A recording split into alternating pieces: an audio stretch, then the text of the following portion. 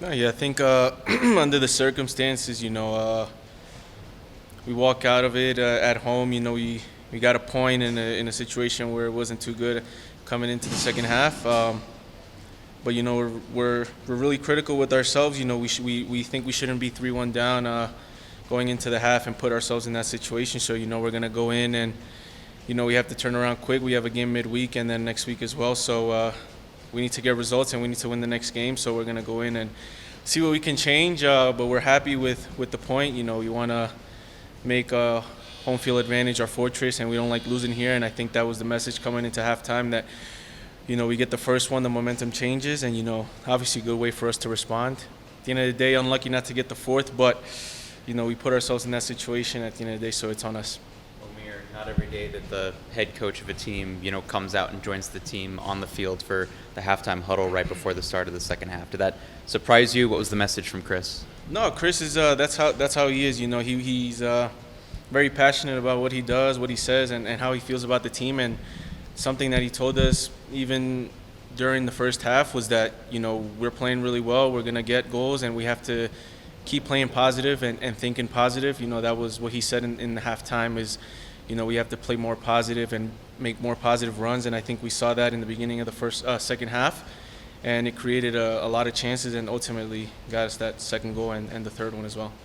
Has he ever done that in your time playing for him? Yeah, it's just who he is. He's very emotional with that kind of stuff, very passionate.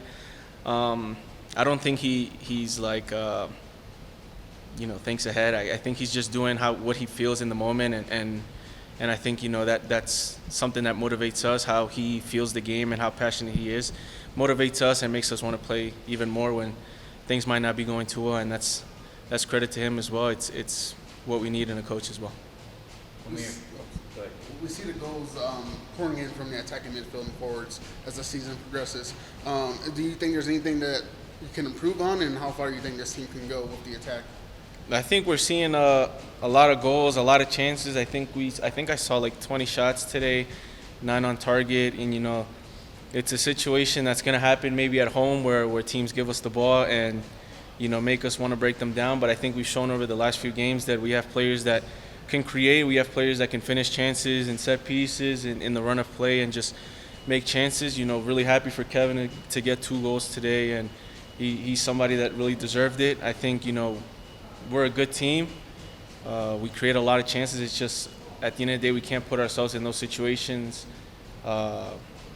where we're coming down like that, especially at home. We have to score early and be able to keep clean sheets and prevent them from We see the celebration after Kevin scored. I think it was the first goal. What was the mood in the locker room for him after what you can kind of call his breakthrough game this season? I think Kevin is really. I don't think he really cares about himself and what's going on. He was kind of upset that we didn't get the win at the end of the day. But obviously for himself, we're really happy for him. Like I said, he deserves that one, and I think he deserved maybe to even get a third one at some point. But he's a big player for us. He's a player that once he gets going, and we've seen him get going this season, he's going to create a lot of chances for us. He's really dangerous with his qualities, and we just want to see him getting more goals and assists. Omir, missed penalty aside, how much joy is there in seeing what Rafa's doing and how the team's set up to help make him successful?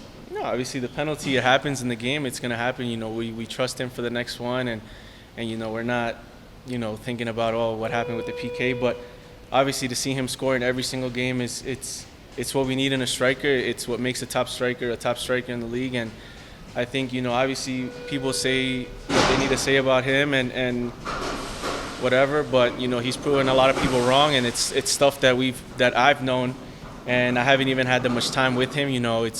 It's really happy to see, and I know he's going to be able to score more goals and help us win more games. Are you guys thinking at all or talking about his potential future, given his loan is going to expire?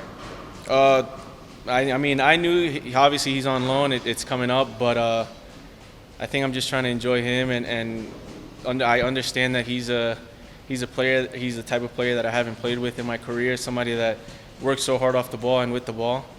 I think somebody that understands me without knowing me for so long, and I'm just trying to, use him as much as he's using me. I think creating a lot of space for him, but I'm trying to use him as well and get opportunities for myself because it's a big player. He attracts a lot of players, and sometimes he can leave space open for me.